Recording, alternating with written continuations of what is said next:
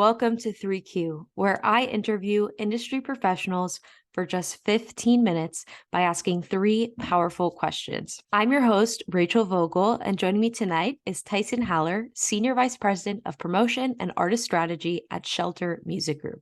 With over 20 years of experience, Tyson has gained a broad knowledge of opportunities for business growth and promotion strategies that generate success across the industry. He's worked for companies like Virgin and Elektra, working with some of the biggest radio stations in the country across all formats like Z100, K-Rock, and Hot 97. He later joined Warner Music's ADA, where he worked alongside artists like Macklemore and Ryan Lewis, the Arctic Monkeys, and the Wombats. Prior to joining Shelter, he served as Senior Vice President at Concord. While under his supervision, the promo team achieved 10 number one records and became the number one label at rock radio and top 10 label at alternative radio. In his current role, he works alongside managers to assist in artist development, as well as create, drive, and support multiple radio campaigns across their roster. So without further ado, Tyson, thank you for being here. Are you ready to get started? Thank you. Yeah, I've been really looking forward to this. Thanks for having me.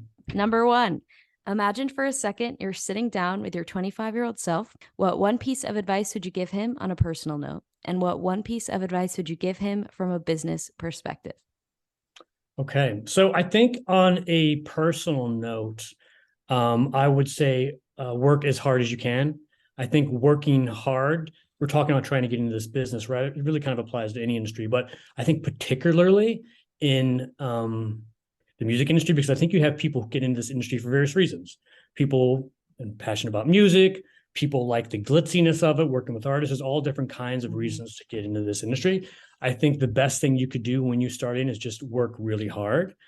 One thing I really, noticed over time is you really don't, maybe this says a lot about myself, you don't really have to be smart to be successful in this industry. Not to say that there aren't extremely intelligent people in this industry. There are, and they come up with great ideas and stuff like that. But the number one thing is working hard. That will be the thing that gets you ahead, is being that person that works really hard. And I think I would add to that too, adding an aspect of another level of working hard is trying to stay positive, like really trying to, be the person that is working hard and also being positive and optimistic. Because I think people will want to work with you because of that, because they don't want to work with someone who's a drag, and they don't want to work with someone who's, down in the dumps. So I think, working hard, I would tell myself, and just sort of staying positive and trying to keep the conversation and work effort as positive as you can.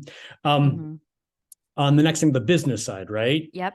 I would say on that is it's a small industry, and you work in circles, and you work with people in various different jobs throughout your entire industry. You will come across the same people multiple times. Not only will you work with someone in some capacity early on in your career, and then 10 years down the road, you'll be working with them again in a totally different, you will both be in a different job, and then you will come across each other again. You have to keep that in mind. That kind of goes back to the keeping it positive. You don't want to burn any bridges because it is a small industry, and you want to keep those relationships always positive and connected as long as you can, because everyone knows everybody. Your reputation is really what sells you, as far as word of mouth and people's experiences working with you. And you will undoubtedly work with the same people throughout the course of your career. 20, 30 years, you will work with people multiple times in different ways. And you just kind of keep that in mind, that, do I really want to, I'm in this difficult situation. Do I really want to, burn a bridge? Is it really worth it? Is there a way that we can sort of get through this without it turning too negative? Mm-hmm. So I'm curious, when you decided that you wanted to get into promotion, you were not only dealing with labels and managers, you're also dealing with radio stations. So that's also the same type of building relationships. Do you have any advice for people wanting to get into that side of the business? It's fun. I didn't plan on working in radio promotion specifically. I wanted to work in marketing. And this maybe goes back to your earlier question. I wanted to work in marketing at the time. And then when I got my first interview, it was for touring, or what was called tour marketing, tour promotion. And I didn't really had zero interest in working in tour promotion, but I was like, you know what? This is my foot in the door. I got to do it. So I took the job and worked as hard as I possibly could, and made as great a reputation as I could in that position, and made the most of it. And within the first year, other positions opened up. Mm-hmm. And I had this great reputation, and I was able to get those interviews within the company to elevate myself into something that I felt that I was a little bit more interested in, or that could take me on the career path that I envisioned. Which at the time, the position that opened up was college marketing and promotion. So I had the marketing and I had the promotion. Right. So at the time, as I was experiencing this, I had the marketing part. So I was super excited about it. I ended up connecting more with the radio promotion angle of that position, and sort of took that all the way. But to kind of go back to my initial point, like, everyone has a vision for how they want their career to go and what they really want to do. More specifically in the industry, when you get that first opportunity, you take it, because you don't know where Mm-hmm. that can lead. You will meet multiple people, build multiple relationships, and through those relationships that you build in that first job, you will get to sort of see the different aspects of the industry that you will be good at, you'll be interested in, that you'll be able to build those interviews with. Mm-hmm. So you should never, never be too particular. If you want to work, the first thing you decide is you want to be in the industry, and then you have you want to do an A&R, you want to work in radio, you want to Mm-hmm. work in marketing, you want to work in digital. Like, you should take that first opportunity you get and do it the best that you can, and then build those relationships within that Mm-hmm. experience that can get you a little bit more closer to the exact part of the industry that you want to work. Mm-hmm. Yeah, and I think it's important to note too that it could be your second job that you're also learning different things, and then you get where you want to be in the third job. So you just never know. 100%. And there's nothing wrong with learning multiple multiple things in this Mm-hmm. business, because everyone is always sort of touching on more than one thing. Like, I do radio promotion, but I'm touching on multiple things, and people who do marketing touch on multiple things, and you kind of have to know how the other parts of the business work to sort of be more strategic in what your sort of core business is. All right, question two. Every industry has its dirty little secrets, and we all know that it's no different in the music industry. And sometimes people think that's a bad thing, but that's not always the case. Sometimes they can be good. What's one secret you would like to share with our listeners about the industry? So this is something I've said to a lot of people who start in the industry, whether it's been like an intern or maybe an assistant, or a lot of times interns, because I think, an internship is the best way to really start to see how the business works inside. Get in early, leave late. Once again, it goes to the point of, you don't even have to be great at your job. You can start building your reputation just by coming in early, being that person that's the first in and the last to leave. Granted, you don't want to be wasting your time and twiddling your thumbs. You want to be actually doing something productive. But what I'm trying to say is, you could be extremely smart and great at your job. You could be average at your job. But if you come in first, you're already a step ahead of everybody else. You've already got that reputation of being the first person to come in. And what does that say about you? It says that you want it. And I think that's what can really give you an edge in this industry, is showing people around you that you're eager and you're hungry, and you will get opportunities just based off of that. So true. Well, I said at the beginning, go super fast. We're at the final question. Throughout your career, I can only imagine you've been asked plenty of questions, whether it was for an industry conference, the media, or maybe even a promotion. But throughout all of those interviews and all of those questions, I'll bet there was one that you've never been asked but would have liked to. So, what is that question, and what would be your answer? I feel like, I think this is probably a good thing. There's a connection between all of my answers here.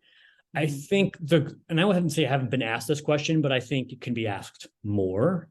And I live by this too. I could ask it more. I do ask it.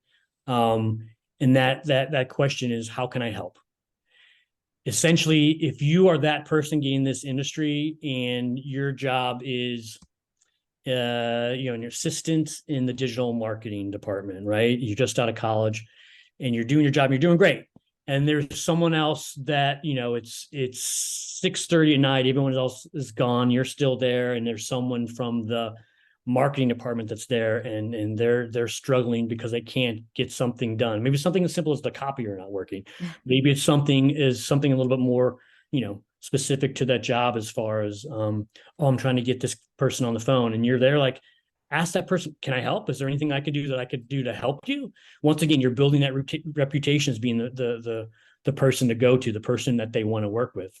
And I think a little bit even broader than that is find places, particularly at the beginning of the career when you're learning things and you're building that reputation, you're building that name. Find ways that you can fill in the gap. Like you're in the office, ask people how you can help. Ask people questions because you want to be that person. Like you want to be the problem solver at the end. And this is just as much relevant for me at my point in my career, or when you're starting out, you want to get that reputation. You want to be that person like, oh, you know what? I'm going to go to Tyson. He usually has an answer to this, or he has a suggestion of someone else to talk to, or he's really helpful. You want to be that person because people want to work with those people, and you want to be somebody that someone wants to work with, because that's how you build a career, but that's how you build a relationship in this industry, whether it's with your radio stations or an agent or a promoter, or anyone like that. You want to be that person that they want to work with.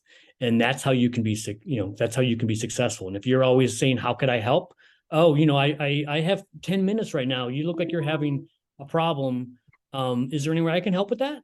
And even if they say, no, I can figure it out, you've already made a friend, right? And sometime when you need them, they're more apt to want to come to you, your assistants too, because they know that there's someone that they can depend on you, and that's the kind of people that everyone in the industry wants to work with. Right. Yeah. I think you bring up a really good point because you say that that's how you get your career, but I think it's also how you keep your career, just like what you were saying. It applies at all stages of life and in your career. That's a really good point. I'm glad you brought it up. Right. I mean, there's a lot of, you always want to be, no one is true. This is a good lesson. No one is truly indispensable at their job. Mm-hmm. There's always someone else you could do it, or downsizing, they'll give the job to someone else who maybe actually can't do it, but they'll save money. But you want to be seen as being indispensable. Like, I'm keeping this person because I like working with them. They're hardworking.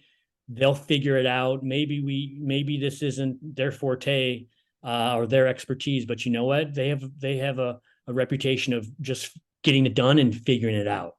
And if you can be that person, you're always going to have a job. You're always going to be wanted, or you'll always be able to find a job. If for some reason, you get let go, have nothing, unrelated to your current situation, you'll always have that reputation. People want to work with you, and you're always going to be in demand. So true. Well, Tyson, it has been so great having you tonight. Thanks so much for joining me. To all of the listeners, hope you enjoyed hearing from Tyson just as much as I enjoyed chatting with him. So stay tuned for next week's episode of 3Q, where I interview industry professionals for just 15 minutes by asking 3 powerful questions. See you then.